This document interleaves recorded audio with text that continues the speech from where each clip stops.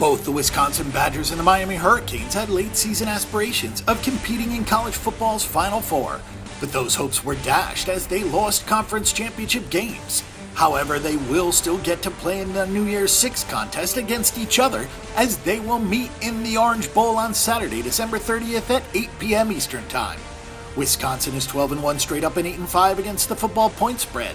Miami, who is playing in its own stadium for this one, is 10-2 straight up and 5-7 against the spread. Wisconsin had a 13-game winning streak snapped by Ohio State by a 27-21 score, but because the Buckeyes had 2 losses, the Big Ten will not have a representative in the football playoff.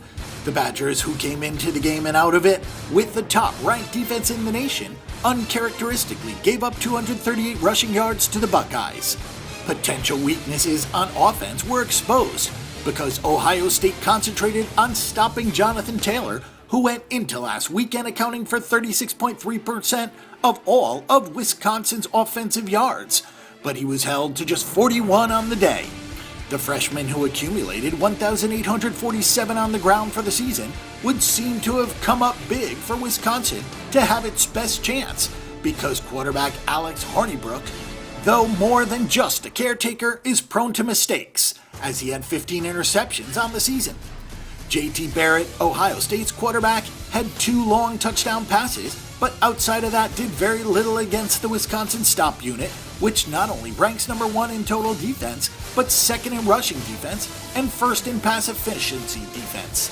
They're allowing just 13.2 points per game, so this is likely to be quite a challenge for a Miami club that converted only 29.4% of its third down opportunities, which is a dismal 124th out of 129 FBS teams. Think about that for a second, as numbers such as those are normally associated with teams that sit at home to watch the bowl games.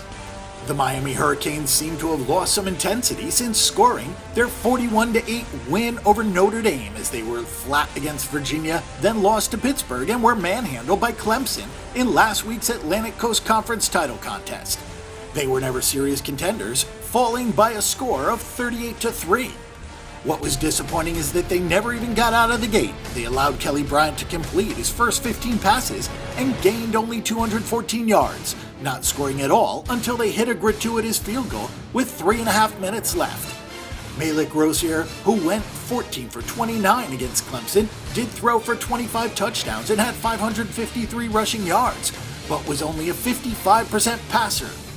Even though he makes plays, he is not the kind of passer who is able to consistently move the chains, and consistency is what is going to be needed against this caliber of a defense. Top-shelf running back Mark Walton was knocked out of action earlier in the season, so Travis Homer had to take over in the backfield. And even though he has been more than adequate on an overall basis, he's had 53 yards rushing in his last 2 games. Not coincidentally, those games were defeats, and it is questionable as to how far he gets against the Badgers, who allowed 2.96 yards per attempt. Miami looked extremely formidable in taking back-to-back victories over Virginia Tech and Notre Dame, but they had close calls with Georgia Tech, North Carolina, and Florida State. They can't, however, make a lot of plays on the defensive side because there is so much speed and athleticism. They achieve a great deal of penetration, and in fact they lead the nation with 43 sacks, which should bother Hornibrook a great deal. They are also second best in tackles for loss, and so they may have what it takes to mitigate the effects of Jonathan Taylor, at least to some extent. Since we see the Canes sputtering on offense, finding themselves in tough down and distance situations, and lacking confidence overall, the most judicious play here might be to take the under on the total of 45 points in the Orange Bowl.